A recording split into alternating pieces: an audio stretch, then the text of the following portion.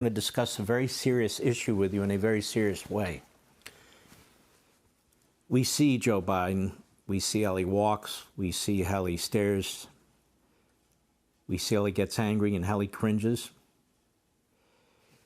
This issue of dementia is a serious issue. I should know. I've had 2 people in my family who've had Alzheimer's and 1 who had moderate dementia. It's not funny. It's very upsetting. It's depressing. To watch somebody deteriorate like this, and in the early stages, they know they're deteriorating. And then how the family has to care for the person, wants to care for the person. It's not funny. You've never heard me do jokes about Joe Biden and dementia. Oh, I'll make jokes about him on other things, but not that. And Potter Stewart said about pornography once, I know it when I see it. I know dementia when I see it. I think I speak maybe not for all, but for many people, many families who've seen this. The telltale signs. It's not a mystery when somebody's deteriorating. Everybody gets old and they have memory issues. They'll forget a name here and there. They'll mix things up. That's to be expected. That's not what we're talking about here. And this is why I'm so disgusted that Joe Biden is running for president, that his family wants him to run for president, that the people around him are like a Praetorian Guard pretending he's as sharp as a tack, that the American media are playing along, in fact, playing defense. It's the United States of America. We're talking about the President of the United States. We're talking about one branch of government that controls whether we go to war or not and what type of weapons we use, among 1,000 other things. You see men in the past, healthy men, in their 50s, you've seen what the presidency does to them. We're the greatest country on the face of the earth, and we are facing China, Russia, North Korea, Iran. We have issues going on in this country that are ripping us apart. You can see what's going on our streets, the crime, the drugs, the anti-Semitism. It's not good enough for a president to do well in a debate or do well in a State of the Union speech, and everybody says, see, he was great for 90 minutes, he was great for an hour, he was great. Many people who have dementia or Alzheimer's, early stages, can do that sort of thing. That is, you look at them and you say, actually, they're doing okay, but they're not doing okay. The job of a president is 24/7. There's a reason Joe Biden has taken vacation 40% of his presidency. There's a reason why he won't have give and take press conferences on a regular basis. There's a reason why his staff walks around him when he goes to and fro from the helicopter. There's a reason why we're seeing on television what we're seeing and we're hearing what we're hearing out of the president's mouth, because he's not well. Again, I'm not saying that as a joke. He's not well. People have heart disease. I do. People have diabetes. People have all kinds of things. And people have mental health issues. And it's not funny. But it is utterly unconscionable and irresponsible for the largest political party in this country to be nominating somebody for president who they nominated before when he wasn't well, when the vast majority of its members know damn well that what I'm saying is the truth. And the hosts in every news organization in America know what I'm saying is the truth. And the people who've met with him, Schumer, Hakeem Jeffries, Nancy Pelosi, who go out and lie for him, they know I'm telling the truth.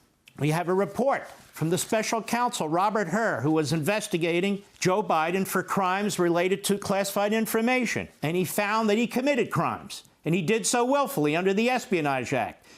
And didn't do so with presidential protection. He did so when he was a senator, when he was a citizen, and when he was vice president.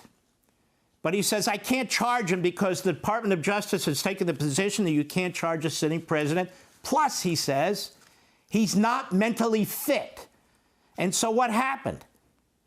The special counsel came under a withering attack from the White House, from the Democrat Party, from the leadership of the Democrat Party, from their campaign operatives, from the media. But the man speaking the truth, he didn't have an issue with Biden as president or being president. He had an issue when he interviewed him for 5 hours. And we have an Attorney General of the United States who will not release the audio. We, the people, we have a right to hear the audio, especially now, when we're making a decision about the presidency. When we see what we see and we hear what we hear, we want the audio. He comes up with some kind of cockamamie privilege. He goes over to the White House. Only a president can assert privilege. Biden asserts privilege to protect his audio. This is a sham. They don't want transparency. The special counsel said Mr. Biden's memory was significantly limited, both during the recorded interviews with the ghostwriter in 2017 and in his interview with our office in 2023. These aren't national security secrets, the audio. The argument that, well, it could affect other investigations, how preposterous. Anybody remember the release of grand jury testimony from Bill Clinton with the cigar? Was that a national security secret? They come up with these lies. He also said, we have also considered that at trial, Mr. Biden will likely present himself to a jury, as he did during our interview of him, as a sympathetic, well-meaning elderly man with a poor memory. That's not good enough for President of the United States. We had a report out of the Wall Street Journal by Annie Linsky and Siobhan Hughes. Now, these two have come under withering attack. They're not Trump supporters. They're reporters. Reporters tend to be Biden supporters. They're liberals, I'm sure. I don't know. But they're under attack because they dared to write an article, behind closed doors, Biden shows signs of slipping. Participants in meetings said the 81-year-old president performed poorly at times. The White House said Biden is sharp and his critics are playing partisan politics. No, the Democrats are going to run somebody for president. How is this partisan politics? Well, he's going to be the nominee. That's the problem. When President Biden met with congressional leaders in the West Wing in January to negotiate a Ukrainian funding deal, he spoke so softly at times that some participants struggled to hear him, according to 5 people familiar with the meeting. He read from notes to make obvious points, paused for extended periods of time, sometimes closed his eyes for so long that some in the room wondered whether he had tuned out. Now, it goes on, and of course, it has the White House pushing back. It has the White House calling people they interviewed to tell them to call the Wall Street Journal back and tell them, actually, it wasn't as we thought. This is a scam. The Democrat Party is running a man for president who shouldn't be president. Who shouldn't be president. We have a 25th Amendment to the Constitution. Section 4 of the Constitution requires the Vice President of the United States and the Cabinet to care more about the country than they do their own party and power. But we don't have a Vice President and a Cabinet who care more about the country than their own party and their own power. What does it say? Whenever the Vice President, a majority of either the principal officers of the executive departments or of such other body of Congress may by law provide, transmit to the President pro tem of the Senate and the Speaker of the House of Representatives their written declaration that the President is unable to discharge the powers and duties of his office, the Vice President shall immediately assume the powers and duties of the office as acting President. And it goes on to say the President can push back, provide a letter to Congress, and then Congress has to take the subject up, and by a supermajority can make the decision on whether or not the President is fit or not. That's a serious constitutional amendment. It's in the Constitution. It's the 25th Amendment. But Kamala Harris and that cabinet wouldn't dare do that. But they should, but they won't. So that part of the 25th Amendment is a dead letter, which, by the way, as a footnote, is a reason why Congress needs the audio, to take a listen to it and make a determination whether we needed another amendment or fix this amendment, because what's going on right now is unacceptable for a great republic. It's just unacceptable for a great republic. And 100 years from now, assuming this republic still exists, they're going to wonder, who the hell were these citizens who voted like this? or this corrupt media, the corrupt Democrat Party. But history's too late. This needs to be dealt with now. Now, what am I talking about? Again, in all seriousness, and of course I'll come under attack. I don't care. The truth is the truth. There's 7 stages of dementia. Verywellmind.com is just one of many, many sites, medical, that point this out. And dementia progresses in stages ranging from mild to severe. Isn't it amazing we haven't had this discussion any time in the last 5 years on any network? Because they try to intimidate us. This needs to be discussed. It needs to be analyzed. It needs to be vetted with the American people. We need to know as much as we can. And I'm not going to cover this up. 7 stages of dementia. And so, the first stage is no cognitive decline. At this stage, the person is able to function normally and doesn't exhibit any signs of memory loss, confusion, or cognitive impairment. However, the structure and functioning of their brain may have started to deteriorate as the nerve cells, the neurons in their brain start to lose connection with other brain cells and die. Okay, people can function that way. Stage 2, very mild cognitive decline.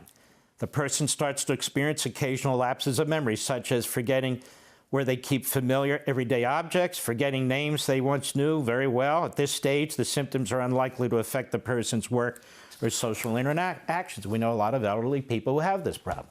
Okay, fine. Most of them aren't present, by the way. Stage 3, mild cognitive decline. Now it gets more serious. This is the stage where cognitive impairment starts to become more noticeable to the patient, as well as their friends, family members, and colleagues. The person may start to show symptoms such as getting lost while walking or driving, particularly in unfamiliar places, reading something and retaining very little of it, forgetting the names of people they've just met, losing items of importance or value, having trouble concentrating and performing complex tasks, experiencing increasing difficulty in social settings, and so forth. Stage 4, moderate cognitive decline. In this stage, the person will exhibit a definitive decline in cognitive ability in a clinical interview. Lack of knowledge of current and recent events, difficulty remembering parts of their own personal history. We have that in the HER report. Trouble with organizing, planning, traveling, and managing finances. And it goes on. Stage 5, moderately severe cognitive decline. From this stage onward, the person may no longer be able to function without some assistance. Some of the symptoms: difficulty recalling an important detail, such as their address, phone number, or high school, or the date of their son's death, or when they were vice president, I would add.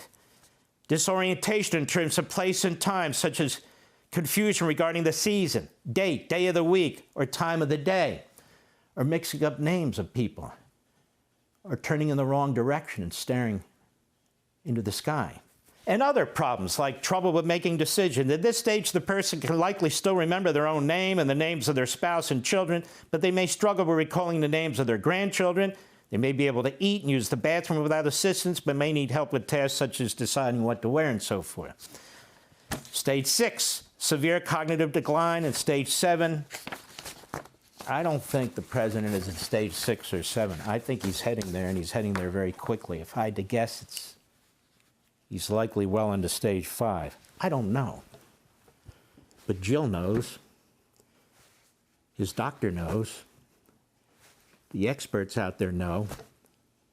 And we, the people, need to learn more about the cognitive state of the President of the United States, and they need to stop playing cat and mouse with us. This is about the country and the future of the country. That's the bottom line. Hey, Sean Hannity here. Hey, click here to subscribe to Fox News YouTube page and catch our hottest interviews and most compelling analysis. You will not get it anywhere else.